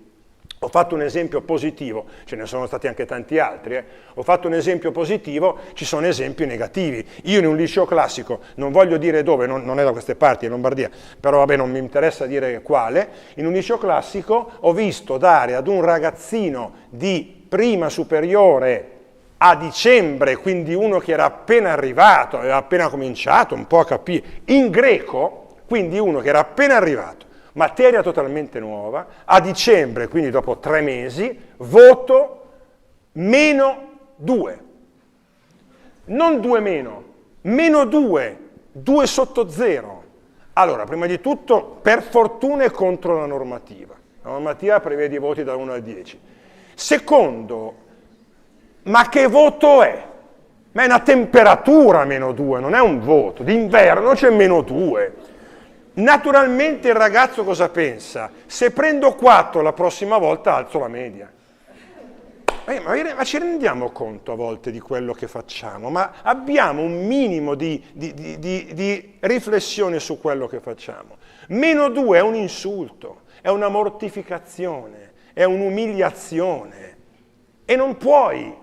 Tu puoi anche bocciare un ragazzo, ma non lo puoi offendere, non lo puoi umiliare, mai, in nessun modo, non ti è consentita questa cosa. E devi anche essere una ben povera persona, se a 50 anni godi nell'umiliare un quindicenne. Sei proprio una povera persona, mi dispiace dirlo. Devi veramente riflettere su di te, ma non didatticamente, su di te come persona. Hai bisogno di trattare così un ragazzino di 15 anni per sentirti cosa? Per sentirti potente. E la verifica di greco andava male, il voto è 3. E 3. Io non capisco i 2. Ho visto dare 0 meno. 0 meno. Cos'è 0 meno? È difficile da spiegare anche matematicamente. Ma sì, ma ci vuole Freud probabilmente. Cioè, 0 meno. Allora, i voti devono essere, per essere credibili, perché un ragazzo che prende 0 meno cosa fa? Spero si metta a ridere, perché se si mette a ridere vuol dire che è sano di mente, no? E cosa vuoi? Ti metti a piangere perché prendi 0 meno. Allora, capite qual è il problema? I voti devono essere seri. Allora, 5 insufficienza lieve, 4 insufficienza grave, 3 insufficienza gravissima, NG, foglio bianco, basta. 1,5, 2 meno, ma che cosa? Ci rendiamo questo strumento, che già è complicato, che già è difficile, lo rendiamo ridicolo, no? Seconda questione, perdonate gli insegnanti, ragazzi, gli insegnanti sono esseri umani, tutti sbagliamo, quindi quelle cose che vi sto dicendo, però bisogna anche un po' perdonarci a vicenda, no? Come gli insegnanti vi perdonano quando fate qualcosa magari di poco corretto, però, ragazzi, ho corretto i compiti. Noemi, dove sei Noemi? Ragazzi, 10 anche oggi. Noemi, tu non ci deludi mai, veramente. Tommy, fammi vedere l'abbonamento al 3. Fammi vedere l'abbonamento, 3. Io l'ho visto fare, così come ve la sto recitando. Non si fa, non ti puoi permettere, anche perché odio nei confronti della secchiona prima della classe, perché poi, ma porca miseria, ma due righe di psicologia di realtà evolutiva le abbiamo lette all'università o no? E umiliazione di questo povero ragazzo che si vede preso in giro davanti a tutti. Non puoi farlo, non lo devi fare, che non vuol dire che non devi dare 10 a Noemi e 3 a Tommy, non vuol dire questo, non è il voto. Oppure, ragazzi, ho corretto le verifiche, comincio a distribuirle e sono ordinate dal 10 al 3. Ma perché vi sale così tanto l'ansia? Prova a chiedertelo, prova a chiedertelo. Sono andati 10, sono andati 9, sono andati gli 8, non arriva ancora. Allora, ho corretto le verifiche, incontro in corridoio Tommy. Ascolta Tommy, dopo devo dare le verifiche, guarda mi dispiace è andata male, 3, dai non te la prendere. Almeno non gli faccio fare, poi brutta figura, non dovrebbe neanche essere una brutta figura, 3, perché, però almeno lo preparo, no? Ho un rapporto umano con lui, capisco che questo consiglio che gli do, scusami sto preso come esempio di voto negativo, perché insomma, infatti, ma perché noi insegnanti ci installano un microchip quando ci assumono, un sensore che coglie, no sto scherzando naturalmente, ci mancherebbe. Assolutamente, però ecco, capito? Allora, il problema è il motivo per cui io ti do un brutto voto. Voglio farti migliorare, voglio farti capire che c'è un errore, ma tu non sei sbagliato. Allora ci sta anche il voto negativo. Allora ci sta anche il momento in cui ti dico questa cosa non sta funzionando. Prova a riflettere. Sei sicuro di essere nella scuola giusta per te? Il tuo talento non sarebbe meglio sviluppato in un'altra scuola? Quando faccio il ragionamento agli insegnanti, quando ho i gruppi piccoli, faccio il gioco delle medaglie d'oro. Il gioco delle medaglie d'oro è questo, scrivete l'elenco della terza B, no? Ordine alfabetico. Adesso mettete ad ogni ragazzo una medaglia d'oro in quello che sa fare bene, meglio di tutti, anche non a scuola. Vi do una settimana di tempo, informatevi. Allora arriva quello che dice, ma ho scoperto che il mio studente è bravissimo a fare le torte, medaglia d'oro. Questa studentessa mi dicono che va al canile la domenica a portare a spasso i cani e al canile sono entusiasti perché ha un bellissimo rapporto col cane, medaglia d'oro. E partiamo da lì. Magari qualcuno ha una medaglia d'oro in matematica, qualcuno in italiano, qualcuno nell'organizzare le feste con gli amici. E partiamo da lì, dalle medie, a dire ad ogni ragazzo l'eccellenza, ognuno è eccellente in qualcosa, deve trovare in che cosa, no? E la scuola può aiutare tantissimo, i genitori possono aiutare tantissimo in questo, no? In modo che ognuno dica, io ho delle cose che non so fare, delle cose che so fare abbastanza bene, però queste due cose sono non migliore degli altri, sono sempre migliore di me stesso, mi miglioro continuamente, partiamo da lì. Orientamento terza media. Fatelo a casa, ragazzi e ragazze, un elenco delle vostre medaglie d'oro, in che cosa io sono veramente bravo e veramente brava.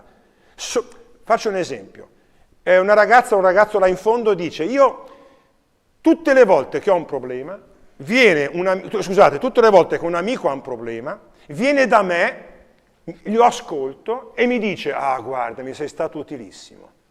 Cavoli, ma questa è una cosa grossa. E capite ragazzi e ragazze, questa cosa a scuola non ha una materia. Non c'è una materia. Poi, il liceo delle scienze umane magari.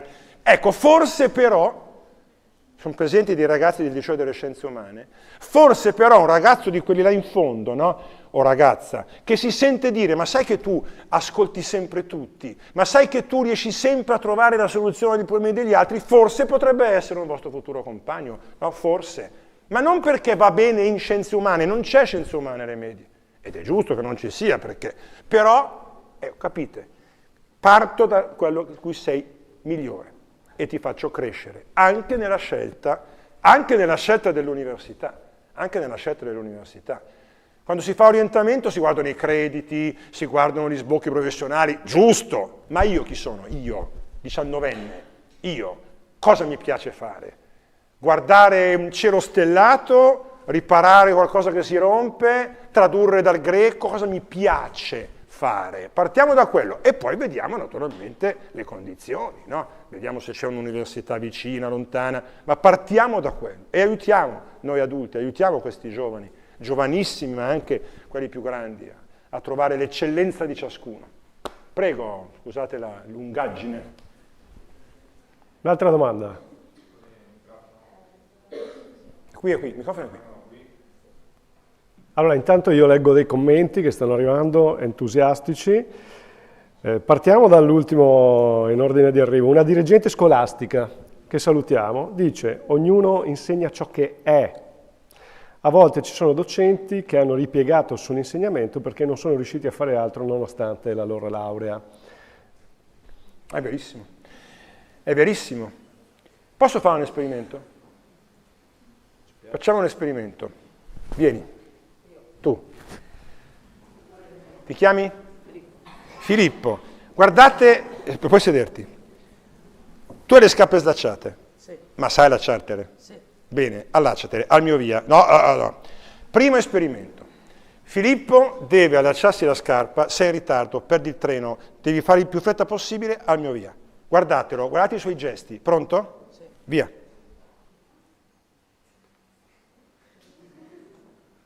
Perché avevi i lacci infilati. Perché voi ragazzi mettete le scarpe con i lacci e poi non le allacciate. Bravo. Bellissimo. Bravo. Questo era una sola. Questo era il primo esperimento. Questa è la vita. Filippo, giusto, sa allacciarsi la scarpa. Slaccia. Qui c'è un bambino piccolo, tuo cuginetto, tuo fratellino, che non sa allacciarsi la scarpa. Quanti anni hai, Filippo? 13, terza media. Sì. Immagina, prova a fargli vedere come si fa. È qui il bambino, Devi spiegargli come si fa. Sì, intanto si fa un nodo, poi si fa una specie di cappio, ci giri attorno la corda e crei un altro cappio con il nodo.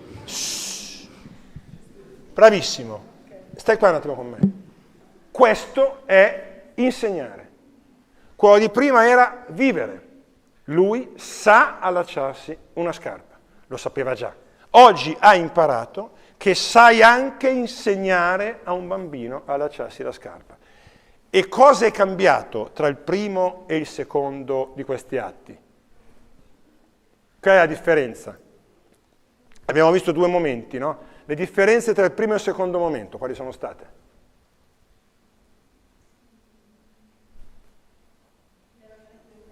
Come?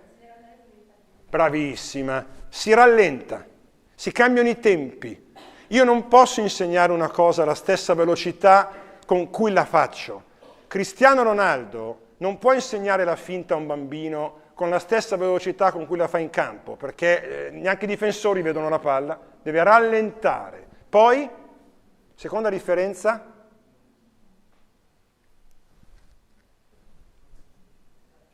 ha parlato. Quando si è allacciato la scarpa non ha detto niente. Quando ha dovuto insegnare, ha esplicitato tutto quello che prima era implicito. Ha fatto una cosa molto bella, ha dato il nome a una cosa, Cappio. Voi avete riso, ma il bambino se lo ricorda. Cappio. Ah, come quello degli impiccati. Sì, Cappio, devi impiccare la... Bellissimo, bellissimo. I papà dicono fai l'orecchio del coniglio, no? In modo che il bambino se lo ricorda. Ha insegnato. Ora, rispetto alla domanda della dirigente, ha ragione. Ci sono alcuni insegnanti bravissimi ad allacciarsi la scarpa, bravissimi in fisica, che il latino ce l'hanno così, che la matematica sanno risolvere le equazioni più difficili, ma non sanno fare quello che ha fatto lui, che è difficile, però è il mestiere dell'insegnante. Trasmettere sia didatticamente la tua materia, ma anche la passione. Un insegnante di matematica ti deve dire: la matematica è bella, è emozionante. Sapete ragazzi, io mi sono iscritto a matematica a 19 anni perché a me piaceva tantissimo risolvere i problemi. Questo qua è un po' pazzo, da dove ce l'hanno mandata? Però intanto, ma cosa c'è di bello nella matematica? Voi ascoltate le mie lezioni e lo capirete. Grazie Filippo, grazie. Grazie. Allora,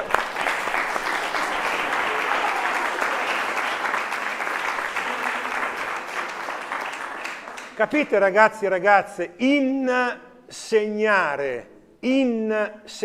lasciare il segno dentro le persone, lasciare il segno, la possibilità di farti capire che questa cosa è bella, è emozionante e quindi te la passo. Poi il bambino, Filippo, magari sa lacerare le scarpe con l'altro metodo, va bene, intanto tu gli hai trasmesso quello, e gli hai trasmesso parlando, guardandolo negli occhi, mettendoti al suo livello.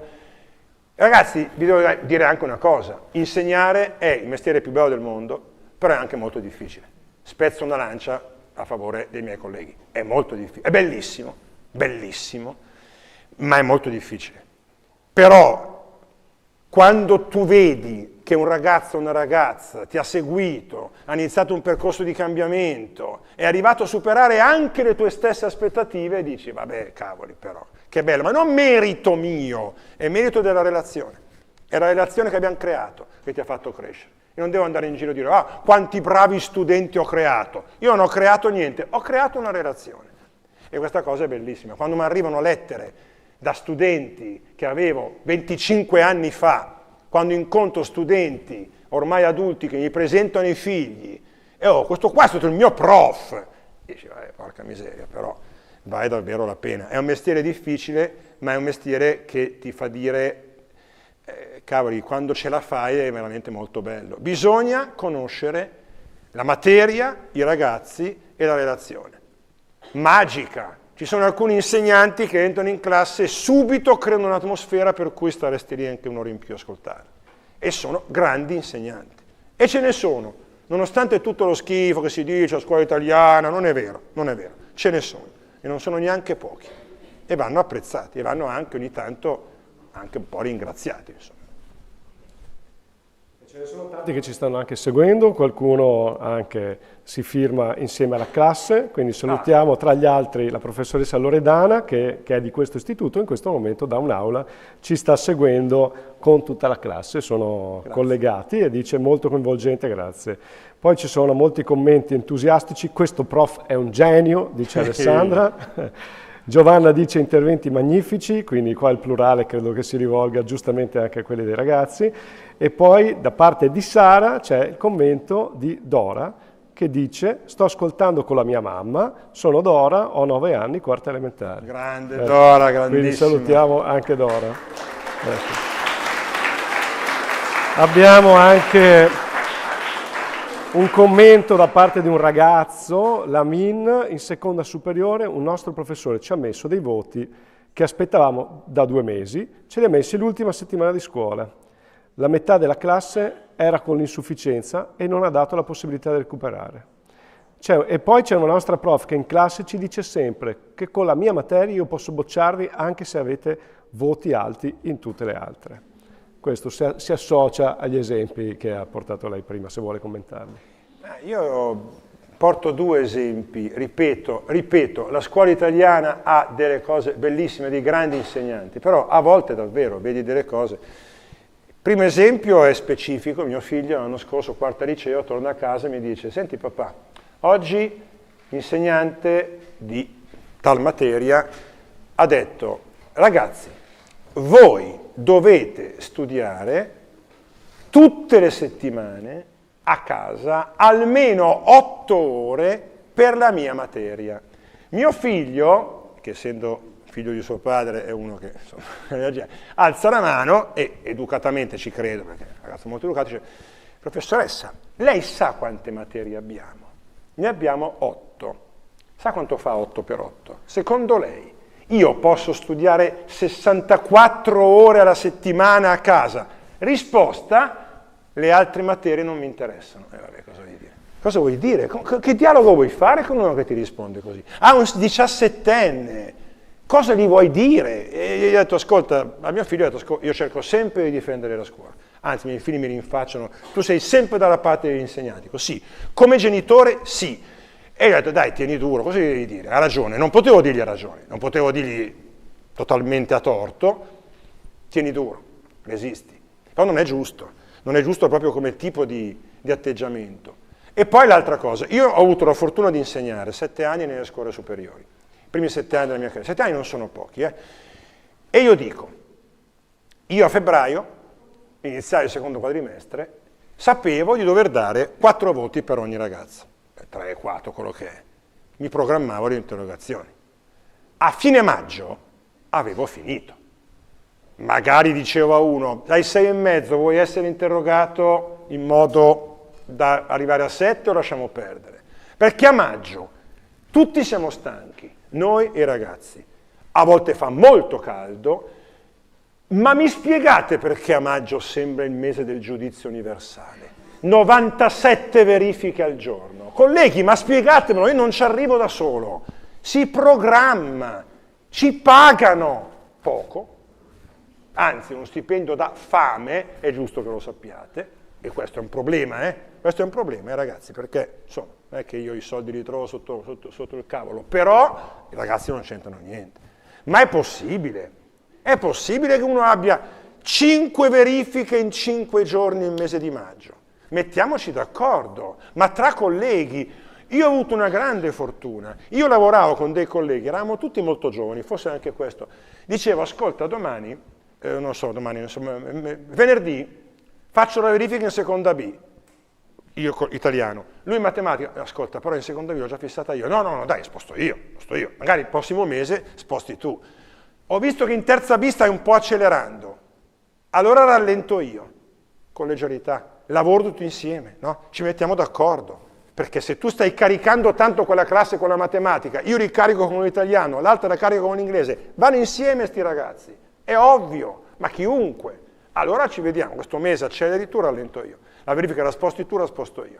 E si arriva a maggio, ultime 2 settimane di scuola, in cui si fanno, chi fa sport, gli esercizi di defaticamento, no? Ultime cose, ultimo ripasso, si arriva all'ultima settimana tranquilli, a ultimo giorno di scuola, l'anno scorso, ultima ora dell'ultimo giorno di scuola, verifica. Ma come l'hanno fatta la verifica sti ragazzi? Ma dai, ma non prendiamoci in giro, ma non siamo mai stati adolescenti. Ultima ora dell'ultimo giorno di quarta liceo, verifica. Ma proprio didatticamente, io sono un pedagogista, non mi venire a dire che quella verifica lì è una roba seria.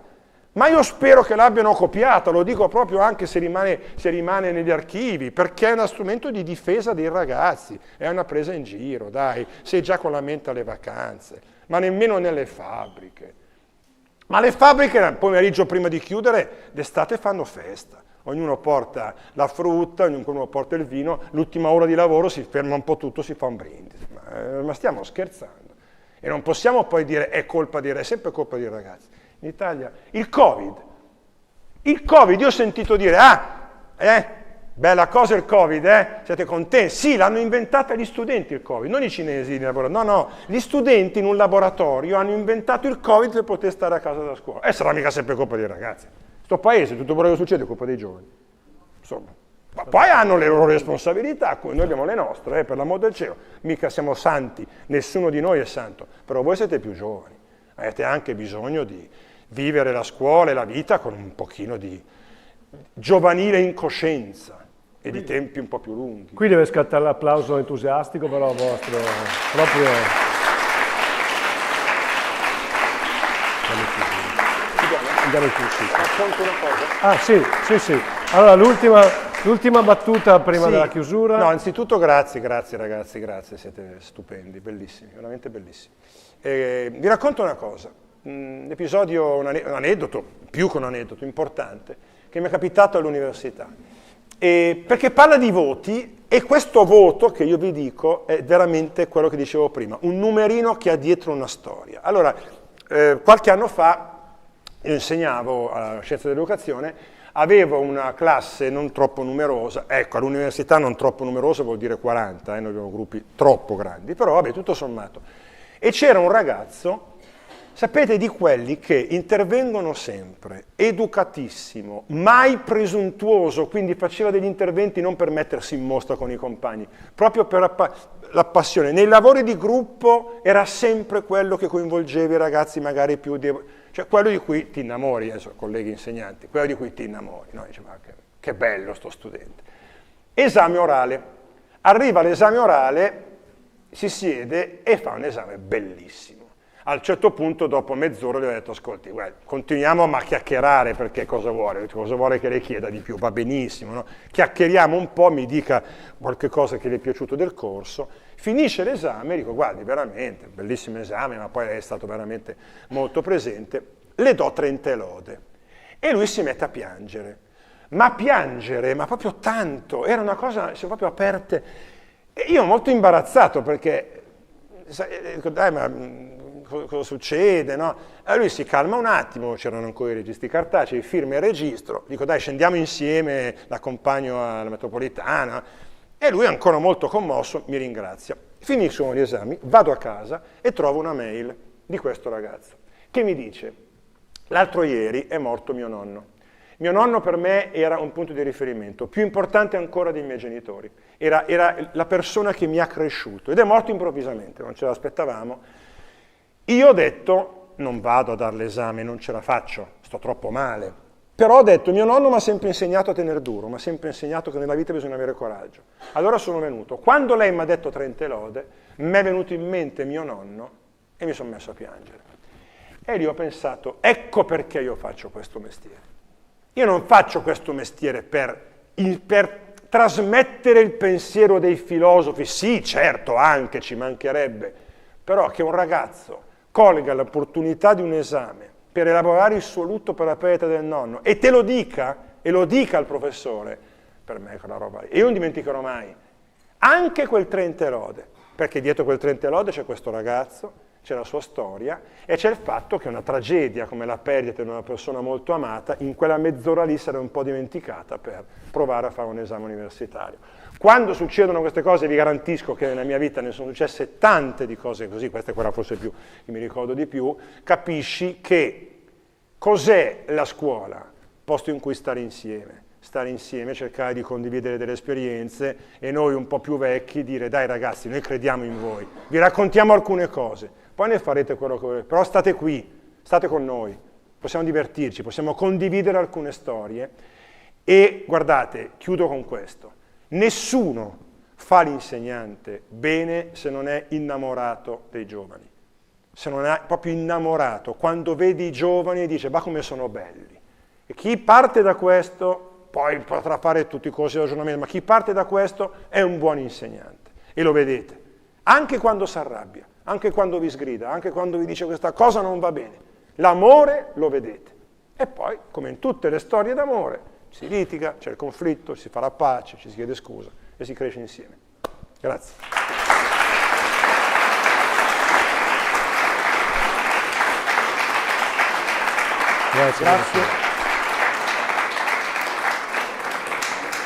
Grazie infinite, professor Mantegazza. E allora andiamo in chiusura di questo bellissimo incontro. Ringraziamo tutte le classi che sono intervenute, qui in presenza e da remoto, che salutiamo da tutta Italia.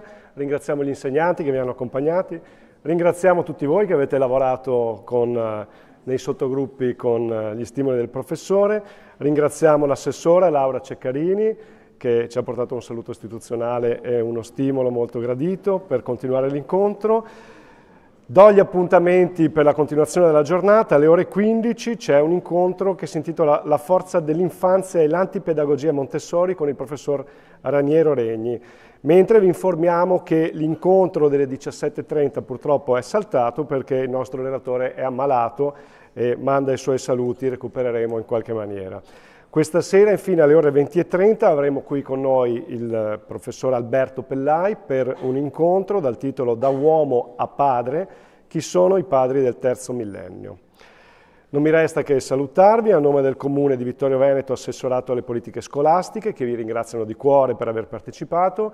Vi invitiamo a rimanere in contatto con noi e a seguire i prossimi appuntamenti consultando sempre il nostro sito www.educhiamocivittorioveneto.it. Grazie a tutti e buona continuazione di giornata.